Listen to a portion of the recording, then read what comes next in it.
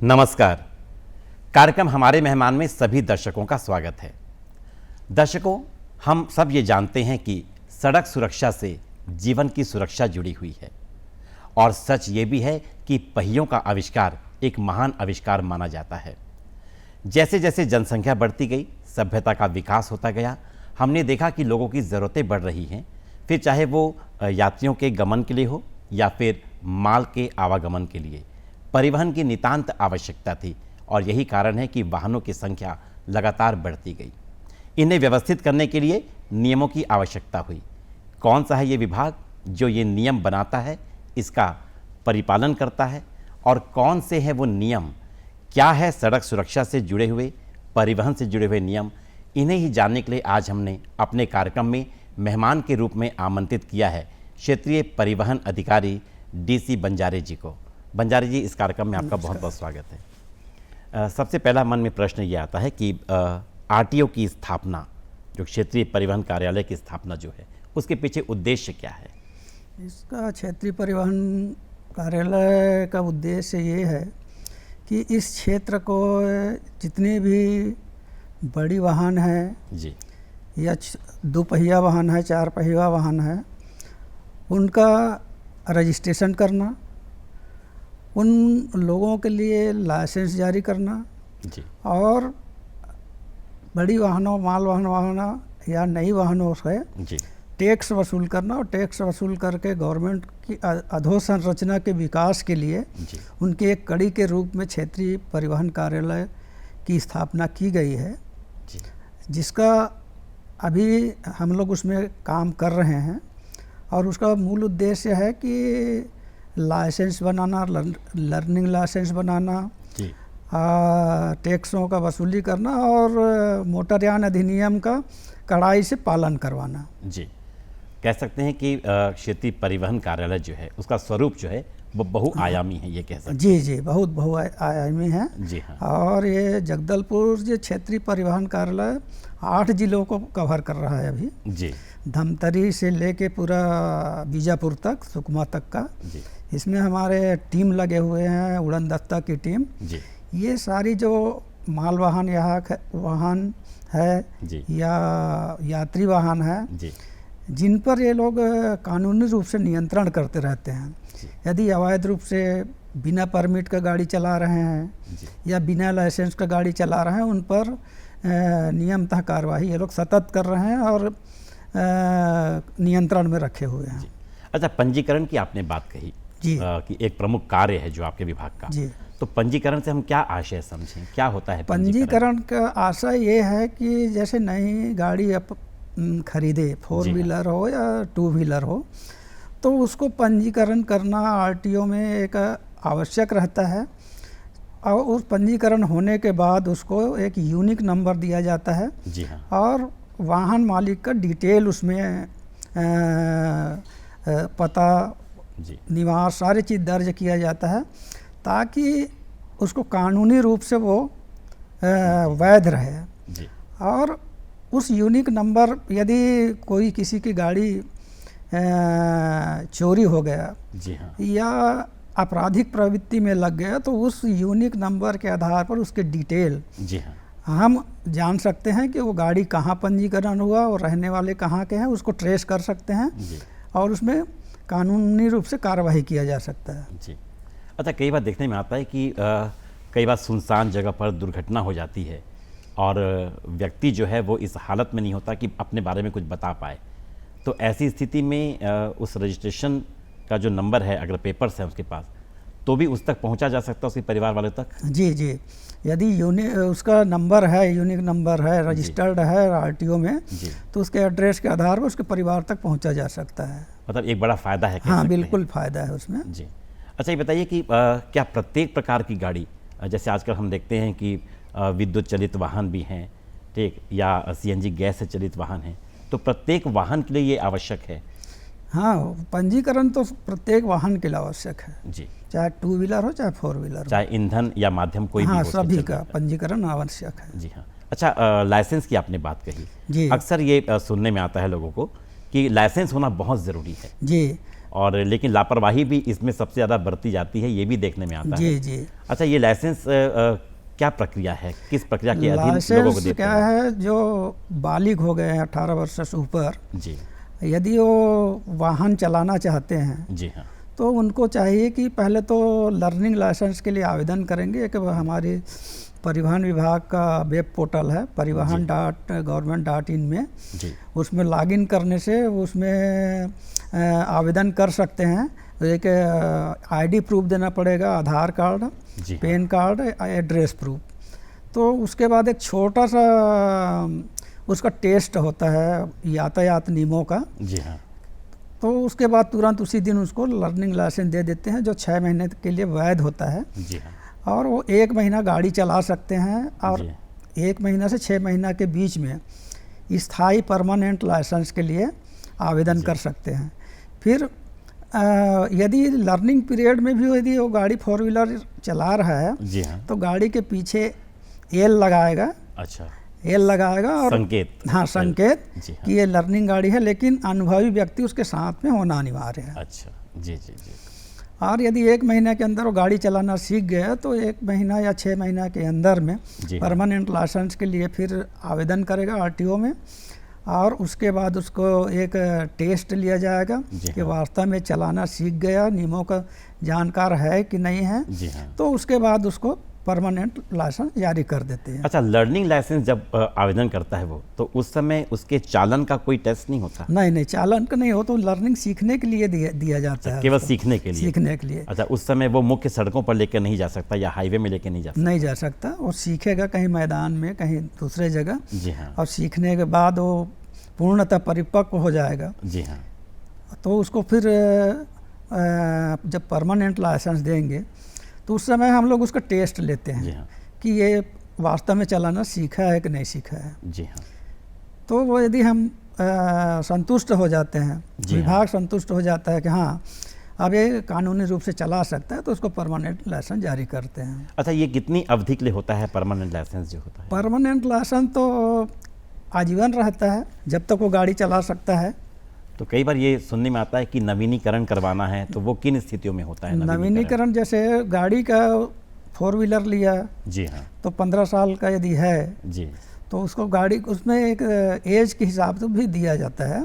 जी और जैसे 40 साल से ऊपर का व्यक्ति है, जी हाँ। यदि वो लाइसेंस बनाना चाहता है तो उसको एक मेडिकल प्रमाण पत्र भी देना पड़ता है, जी, तब उसको हम जारी करते हैं। 40 वर्ष से आयु अधिक है तो। हाँ, अधिक वाले के लिए मेडिकल सर्टिफिकेट अनिवार्य है। मतलब किसी व्यक्ति का अगर लाइसेंस बना है 35 वर्ष की उम्र में, तो 40 वर्ष की उम्र में आने पर उसको नवीनीकरण करवाना होगा जी जी, एक टेस्ट दे करके। जी, अच्छा, ये सारी व्यवस्थाएं हैं। हाँ जी जी। जी, अच्छा, ये बताइए कि कई बार देखने में आता है कि लाइसेंस गुम जाता है जी। लोगों का, तो ऐसी स्थिति में वो किस तरह से नया लाइसेंस प्राप्त कर सकता है? गुम जाता है तो एक FIR दर्ज करेगा जी। पुलिस विभाग में कि मेरा लाइसेंस गुम गया करके, उसकी कॉपी ला के देगा और FIR की नया कॉपी। लाइसेंस के लिए आवेदन करेगा तो मिल जाएगा उसको। जैसे मालवाहक वाहन है और किसी माल का परिवहन वो कर रहे हैं, तो ऐसी स्थिति में आपका विभाग उनको परमिट जारी करता है, तो क्या ऐसी कोई व्यवस्था है? नहीं। या ये परमिट किस स्थिति में किन वाहनों को जारी किया जाता है? क्या यात्री वाहनों को भी? माल वाहन वाहक जो है जी हाँ। उसको एक तो नेशनल परमिट जारी होता है, जी हाँ। जो ऑल इंडिया में जो परिवहन करते हैं, जी, और जो स्टेट में यदि कर रहा है तो उसको भी परमिट की आवश्यकता होती है। तो ये दोनों परमिट आपके विभाग के माध्यम से होता है या केंद्रीय जो नेशनल परमिट है उसके लिए कोई केंद्रीय विभाग है? नहीं, ये स्टेट स्तर पर है, जी परमिट जारी होता है इनका।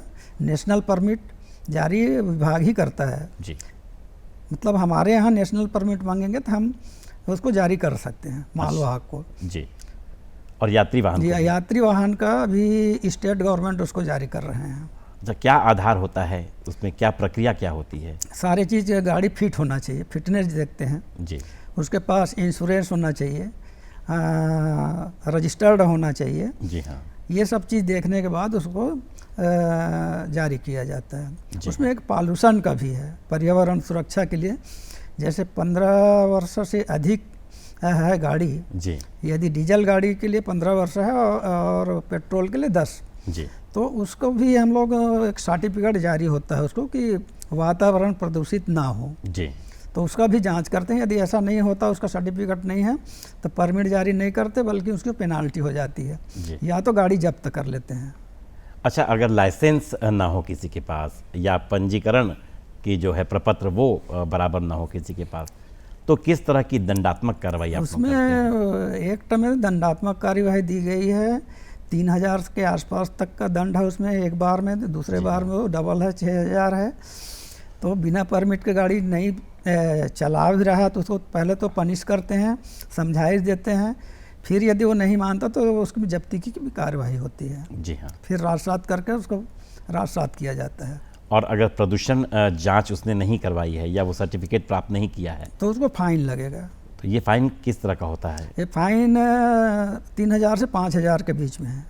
प्रत्येक वाहन के लिए, या इसमें भी वाहनों की कोई कैटेगरी है अलग? नहीं, दो पहिया प्रत्येक वाहन है या 4 पहिया वाहन चार का। पहिया? ये केवल 4 पहिए वाहन 4 के लिए, पहिया वाहन का, चाहे यात्री वाहन हो चाहे माल वाहन, माल वाहन, दोनों प्रकार के वाहन? दोनों प्रकार का। जी हाँ।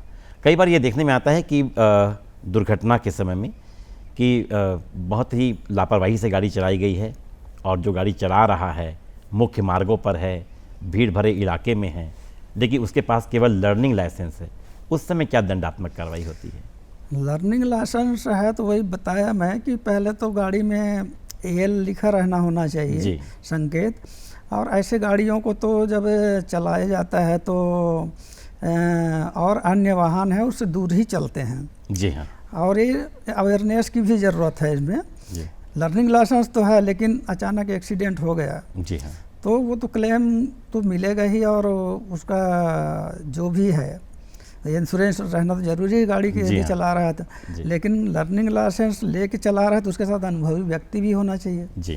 क्योंकि वो शर्तें हैं। जी। यदि खुद अकेला चला रहा है तो फिर कहाँ से क्लेम मिलेगा उसको? तो क्लेम नहीं मिलेगा। हाँ। अच्छा, आपके विभाग की ओर से कोई दंडात्मक कार्रवाई नहीं होती? हमारे विभाग से सिर्फ एक्सीडेंटल में तो सिर्फ वो पुलिस केस ही बनता है ना। जी हाँ। और कहीं ना कहीं देखिए, सड़क सुरक्षा जो है उससे जीवन सुरक्षा जुड़ी हुई है, तो सड़क सुरक्षा के संबंध में किस तरह का दायित्व आपका विभाग निभाता है? हमारे विभाग अभी 36वां राष्ट्रीय सड़क सुरक्षा दिवस मनाए थे जनवरी में। जी हाँ। जनवरी के पूरे माह में पूरा 1 महीना हमारा अवेयरनेस चला था। जी।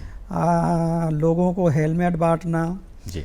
और स्कूलों में जाके बच्चों से प्रशिक्षित करना, या ड्राइवरों को प्रशिक्षित करना। जी। और सबसे बड़ी चीज़ मैं देखा कि जितनी अभी घटनाएं घटी है विगत वर्षों में, जी हाँ। बिना हेलमेट के गाड़ी चलाने से हुआ है। जी। और हेलमेट नहीं चलाने से, जो हेलमेट चलाए हैं, एक हम वीडियो भी हमारे पास है। जी हाँ। हेलमेट पहना था, वो माल वाहन गाड़ी के पीछे चक्का में आ गया मोटरसाइकिल में, जी। लेकिन उसकी हेलमेट था, इसलिए गाड़ी रुक भी गई और उसकी जान भी बच गया। मतलब हेलमेट बहुत अनिवार्य है। और ये भी अनिवार्यता अभी हम लोग डीलरों से कर दिए हैं जी। कि जब वो गाड़ी बेचे 2 पहिया वाहन, तो अनिवार्य रूप से हेलमेट भी साथ में दे। जी हाँ। कलेक्टर साहब, कमिश्नर साहब के माध्यम से, यातायात पुलिस से, एसपी के माध्यम से बहुत सारे अवेयरनेस अभी चलाए हैं। जी हाँ। तो इसमें जागरूकता बहुत ज़रूरी है। बिना हेलमेट का तो चलाना ही नहीं चाहिए गाड़ी। जी। बिना सीट बेल्ट बांधे तो 4 व्हीलर चलाना ही नहीं चाहिए। सीट बेल्ट बांधने से क्या होता है, अचानक कोई एक्सीडेंट हो गया जी हाँ। तो उससे वहाँ बलून निकल जाएगा, उसका रक्षा करेगा। सही बात है। और सीट बेल्ट नहीं लगाने से तो निकलेगा नहीं। जी हाँ। तो हम लोग बहुत सारा अवेयरनेस किए, स्कूलों में भी किए हैं, स्कूल बसों में भी सतत जांच करते रहते हैं। जी हाँ। उसमें एक और बढ़िया सिस्टम दे दिए हैं कि पैनिक बटन लगवा रहे हैं। जी।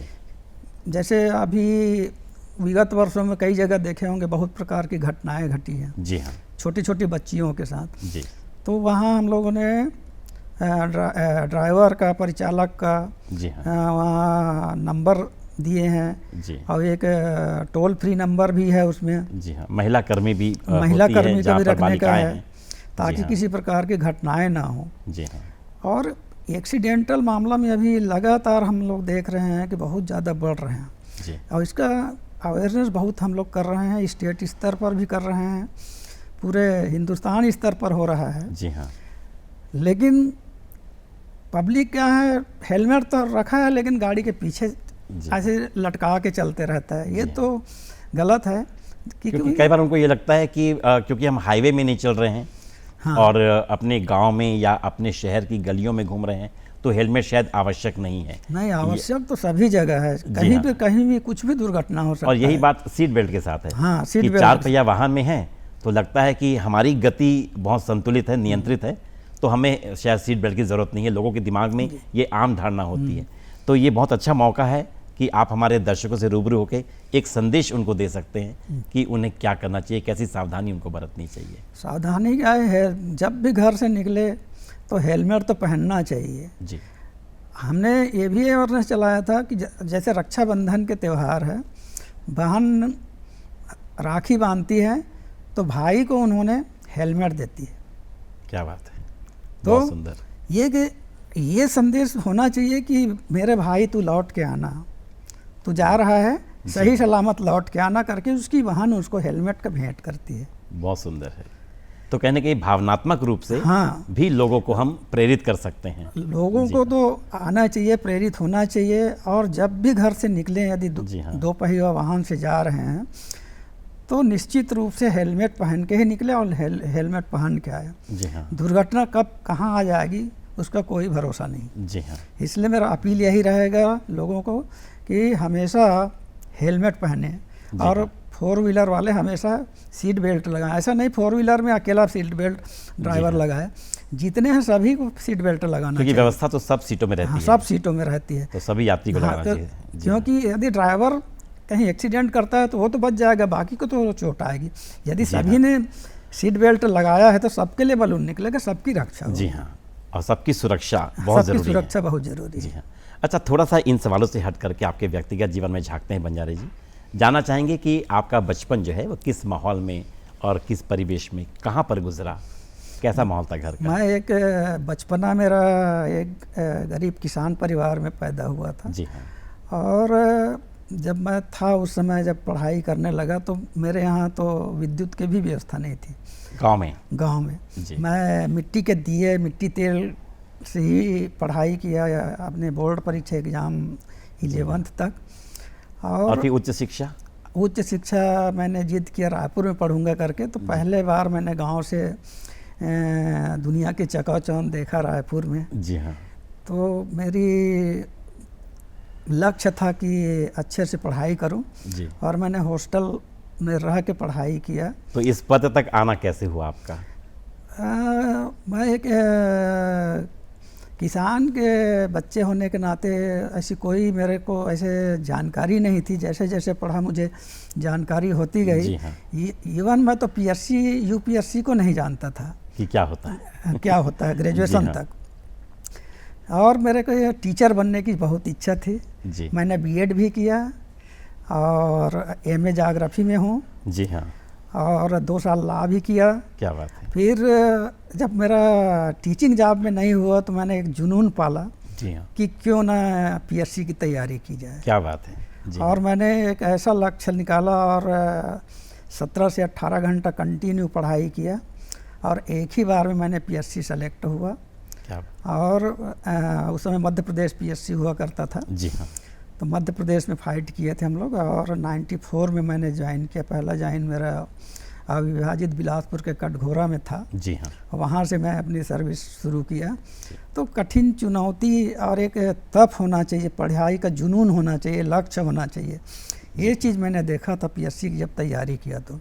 नहीं, बहुत अच्छी बात आपने बताई। और जैसे कि आप शिक्षक बनने की चाह थी आप में, तो आपका जीवन जो है वो खुद प्रेरणा है लोगों के लिए कि किस तरह से एक क्षेत्र में अगर हम हारते हैं तो जुनून के साथ ज़ोरदार तैयारी हम दूसरे क्षेत्र में करते हैं और वहाँ हम जीत कर दुनिया को दिखाते हैं।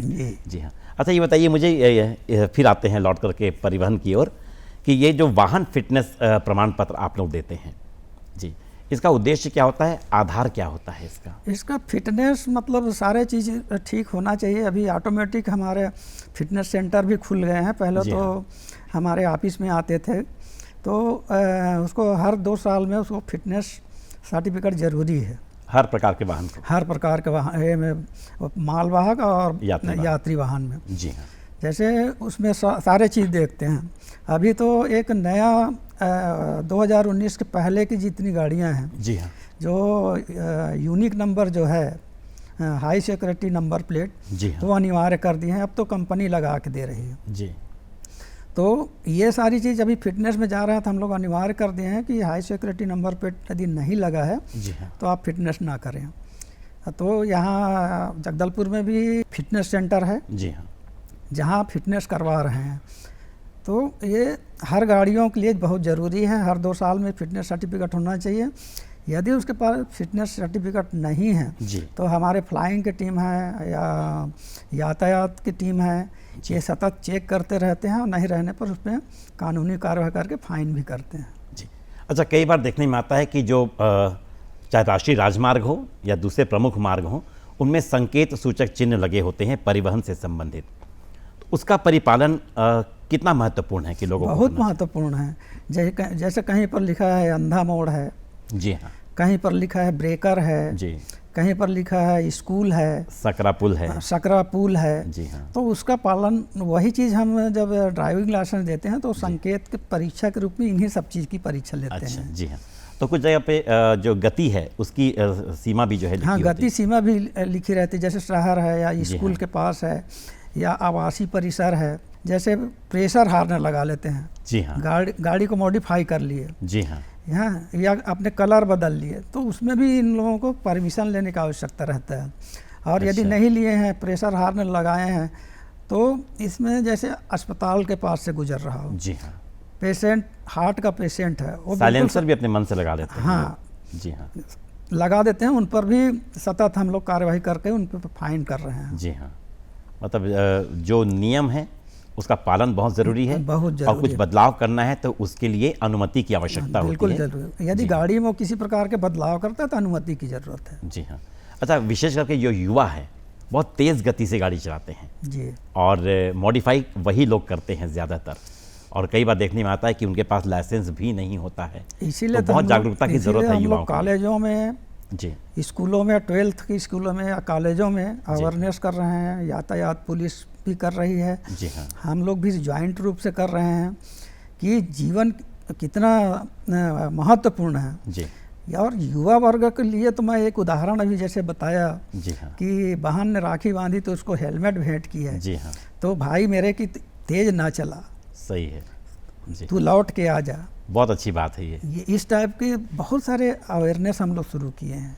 तो बंजारे जी, इस कार्यक्रम में आने के लिए मेहमान के रूप में और हमारे दर्शकों से रूबरू होकर के उन्हें सड़क सुरक्षा से संबंधित और परिवहन से संबंधित विभिन्न जो नियम आपने बताए हैं, और ये बताया है कि कैसे आपका व्यक्तिगत जीवन जो है वो संघर्षपूर्ण रहा है, लेकिन वो एक जीत के शिखर तक पहुंचा है। ये सारी बातें हमारे दर्शकों ने सुनी और मुझे लगता है कि हमारे दर्शक बहुत प्रेरित हुए होंगे, और विशेष करके इस कार्यक्रम के ज़रिए वे सभी बहनें प्रेरित हुई होंगी जिन्होंने ये जान लिया है कि वो शुभकामनाओं के रूप में अपने भाई को राखी में हेलमेट दे सकती हैं उपहार के रूप में।